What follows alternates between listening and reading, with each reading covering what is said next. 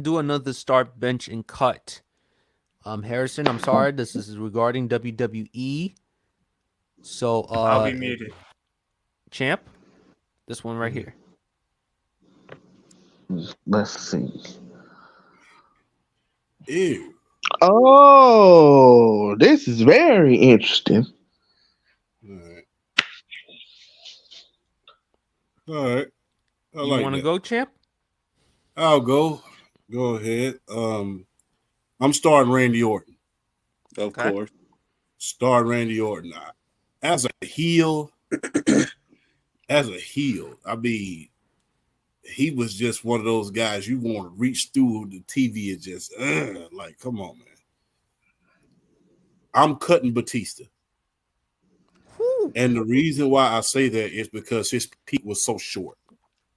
I Okay. think, 2000, around 2005, all the way up to around the time where he left in order to, I think those were his peak years. And I think his peaks were very, very short. Randy Orton got him on the longevity and the championships at this point.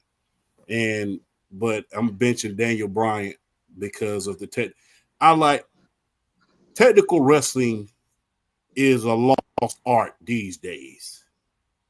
You rarely see a Bret Hart or another certain wrestler that trained under the Hart wing. You know their name. Not so sure if I want to mention them in this.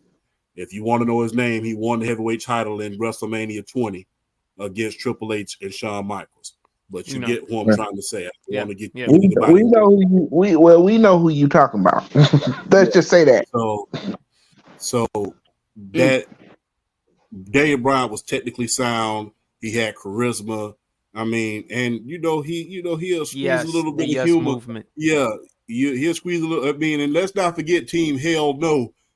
So and basically out of Evolution, I would say Randy Orton was the best one out of Evolution outside of Triple H and Ric Flair, of course, in their prime. The peak Randy Orton.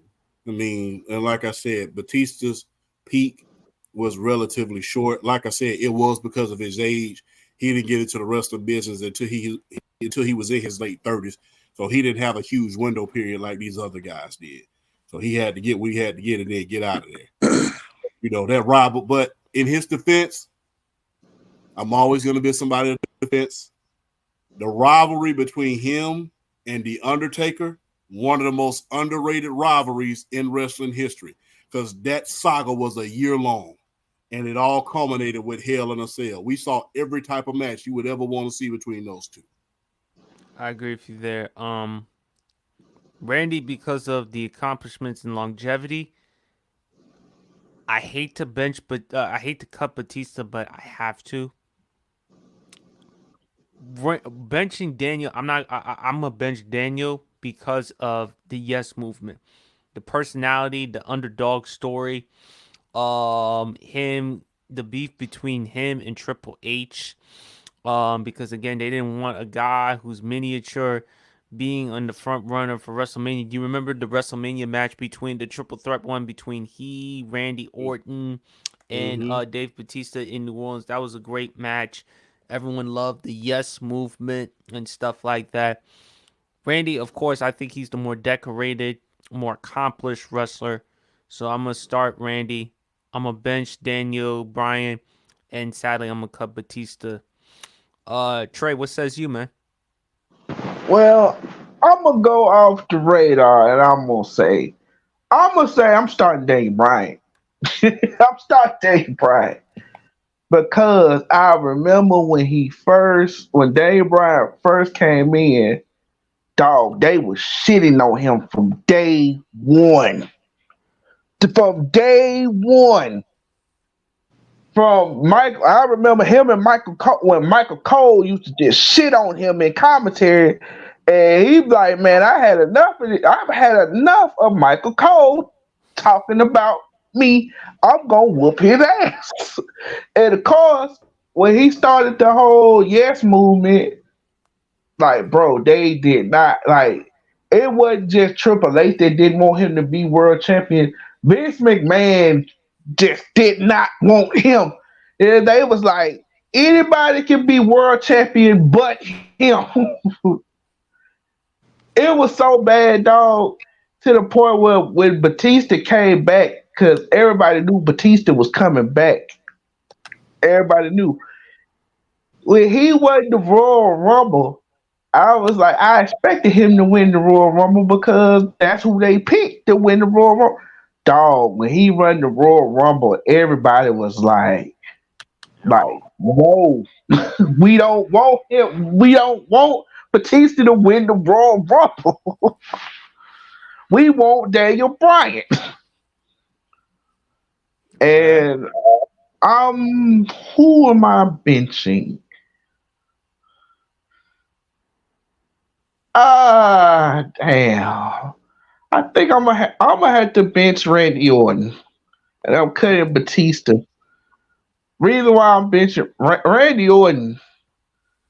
Randy Orton as a face, he's cool, but when he a villain, it's like, dog, his sole purpose was to make you hate him.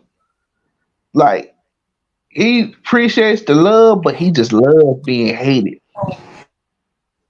He loved being hated. And what you said about Batista, it's like, yeah, the thing that screwed him up was the thing that screwed him up is when he was world champion and he came to SmackDown, and then he got into that feud with Mark Henry, where Mark Henry hit him with the cage door, and he had to relinquish his title, and he had to spend a year on the shelf. That really messed him up.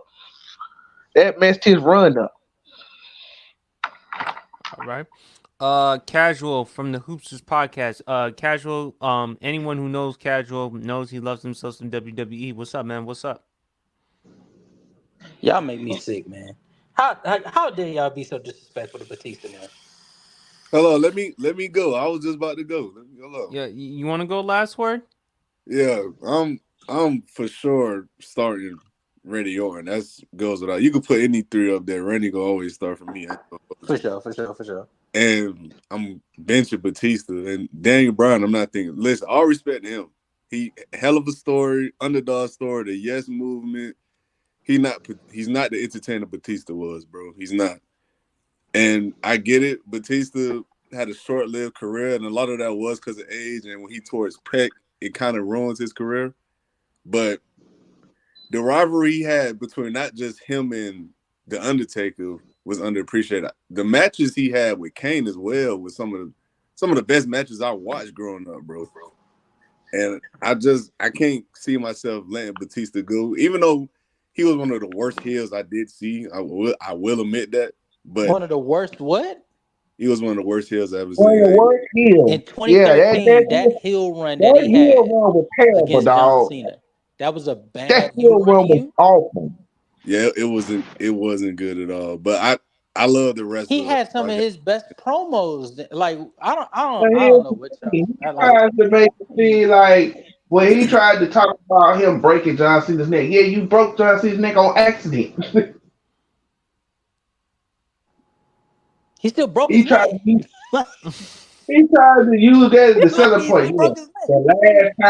The last time you was in the ring with me, I broke your neck. I'm Your neck like, got broken. Yeah, your neck got broken because your neck did get Trey, broken. I will say this: isn't that the same promo that Owen Hart did when he hurt Stone Cold Steve Austin, and he even 97. bought out a T-shirt? yep, Yes. that was a Saying, "I just broke recycle. your That was neck." a recycle promo. Do you remember, I'm like, but Champ? what are we doing Remember here? Owen Hart, Stone Cold? He mentioned this story. Owen Hart was supposed to do the pile driver. Normally, when you do the pile driver, the tombstone pile driver, you land on your knees, not on your ass. Yeah. Pause.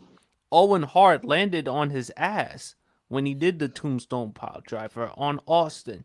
In Austin, he didn't break his neck; he bruised his spinal cord. Yeah.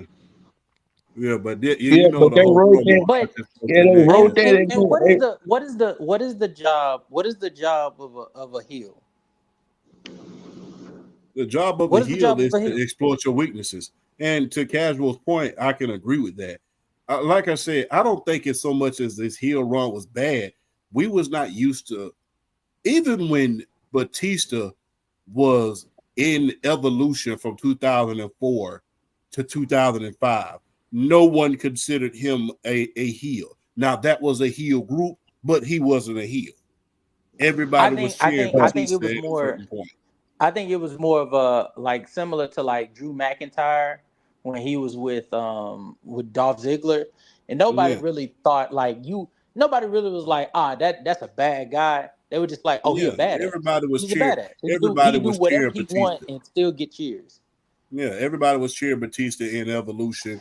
Nobody was Yeah, really going against him. Now, in 2003, it's safe to say they was going against him. 2004 to 2005, that Evolution run, even though that was a heel group, Batista wasn't really a heel in that group for me. It just didn't feel like to me but him as okay, a heel. you're proving my point on why like I just don't really see the case because you're talking about uh, Batista's like his prime wasn't long enough. It was 8 years, OG. And Daniel Bryan started in 2013. He was, to tell you the truth, he was in and out. So really, his longevity doesn't match up to Batista. And then name me the area that name me the year that Daniel Bryan was forced to carry an entire brand. Because Batista was carrying the SmackDown brand from Damn like sure. 2005 until like 2007 when The Undertaker came back. Well, he couldn't carry it in 2005. Remember, he got hurt that first year. Before the first No, year, he was on the no. first year When he he was on came Raw. back and he won, when he came back and he won the title from Booker T. From Yeah, that point on, he was running that entire brand. There was like who else was gaining the notoriety that he was? Edge. It was the Undertaker, him, Edge and was Edge in on Edge was SmackDown. no because Edge was on Raw. Edge was matching up with John Cena around that time. Yeah, that was I remember You that. thought when Batista I came remember back that with their RVD. Yeah, in yeah, I 2006? remember. Kudos to John Cena because that I'm gonna tell you exactly what I really became because I was a huge fan of John Cena, but when I really became a fan of him when he had to go to that damn Hammerstein ballroom. All them damn ECW fans, let it be known. We don't like your ass. We can't stand you. We hate everything you stand for. And he was like, okay, y'all don't like me? Fine. I'm gonna be the heel tonight. All right. All Yeah, right. no. Batista should. I agree with y'all. Randy Orton should start over under any circumstance. Under no circumstances is Randy Orton getting benched or cut. You know, If anybody feels that way, we starting you Randy just because obviously he clears as far as the longevity, the accomplishments, everything hmm else you can go along with. and he was a more skilled wrestler than Batista. Maybe not than Daniel Bryan, but Daniel Bryan doesn't have the longevity he has. And his heel runs is just they're iconic. They second Like to him. they're just iconic. The stuff he was The doing with Legend Vince Killer was something McMahon and serious, boy. Stephanie McMahon and Shane McMahon, all the way to Triple H. No, Like, when he set Undertaker on fire. yeah, Who forgets that that? too. When No, he that was did before that. he was even a champion. Look, that was before he was even a champion. He was making up. He was making, Yeah, you know, because moments like that. what happened was they tried to make him a face the first go round when he turned, Triple H and them turned on him, he became World Heavyweight Champion. Then they realized it's not working. About a couple months later, after Triple H lost, he was still on Raw, and I think it was I forgot who exactly it was, but I know he RKO'd a female. No, he RKO'd Hello, Stacy didn't Keibler, Trey bench Randy Orton? Mae Young. He was RKO'd a little bit of everybody. It was crazy.